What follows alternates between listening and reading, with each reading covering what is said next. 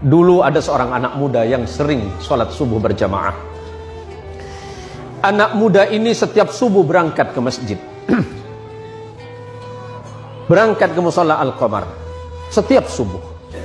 Sebelum berangkat subuh dia mandi dulu di rumahnya, memakai pakaian yang baru, memakai harum-haruman. Tiba-tiba di tikungan jalan dia jatuh. Jatuh di tikungan. Apakah dia tidak melanjutkan perjalanan? Dia pulang ke rumahnya, mandi lagi, pakai baju baru lagi, memakai harum-haruman lagi, berangkat lagi ke masjid. Untuk kedua kalinya anak muda ini terjatuh di tempat yang sama. Apakah anak muda ini putus asa? Tidak. Anak muda ini balik lagi ke rumahnya.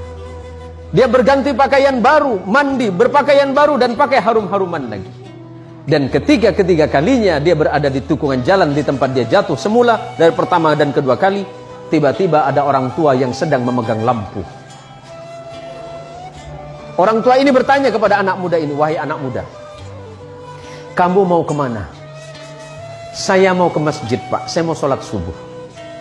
"Iya, dari tadi saya melihatmu dari jauh, engkau jatuh. Tapi setelah itu engkau pulang lagi. Kemudian kembali lagi, jatuh lagi, dan kemudian engkau pulang lagi untuk yang ketiga kalinya. Jadi bagaimana, Pak? Takutnya kamu jatuh, saya antarkan kamu ke masjid." Diantarkan oleh orang tua ini pakai lampu tadi. Sesampainya di depan masjid, sesampainya di depan mushola Al-Qamar, anggap Al-Qamar. Sesampai di depan mushola, orang ini bertanya, "Anak muda, apakah kamu masih mau sholat?" "Iya, Pak." "Apakah Bapak mau sholat dengan saya?" "Tidak." "Kenapa Bapak nggak mau sholat, cuma mengantarkan saya?" "Iya, karena memang tugas saya hanya ingin mengantarkanmu ke masjid ini." "Bapak kenapa nggak mau sholat?" Orang ini berkata, "Karena aku adalah syaitan." "Kenapa, Pak? Kok bisa?" "Iya. Hei anak muda, kamu tahu tidak yang menjatuhkanmu satu kali dan dua kali itu siapa? Itu saya." "Bapak siapa?" "Saya setan." "Tapi kenapa kalau memang Bapak setan masih mengantarkan saya ke masjid ini?"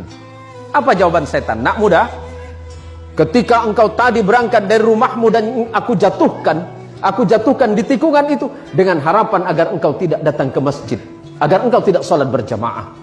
Tapi ketika engkau pulang ke rumahmu, pada saat itu Allah mengampuni dosa kedua orang tuamu. Orang tuamu yang sedang berada di alam kubur, Allah ampunkan dosanya karena sebab engkau yang datang ke masjid." Yang kedua kalinya, ketika aku jatuhkan dengan harapan agar engkau tidak ke masjid, pada saat itu engkau kembali lagi, dan pada saat kembali itulah Allah mengampuni tetanggamu yang sedang tertidur pulas dalam keadaan tidak sholat. Tapi kenapa Bapak seton? Anggap Bapak seton. Ada namanya mirip, Pak? "Ya kenapa Bapak mengantarkan saya ke masjid?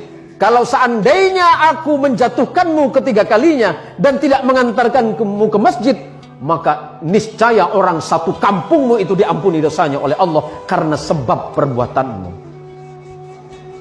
Masya Allah, anak muda yang datang ke masjid, anak muda yang datang ke mushola, apalagi kemudian datang ke mushola sebelum waktunya sholat, dia memperdengarkan adzannya, orang lain kemudian terbangun. Pada saat itulah Allah merasa sedang jatuh cinta kepadamu, hai anak muda. Kalau Allah sedang jatuh cinta kepadamu anak muda, apapun yang kau minta, Allah merasa malu jika tidak mengabulkannya.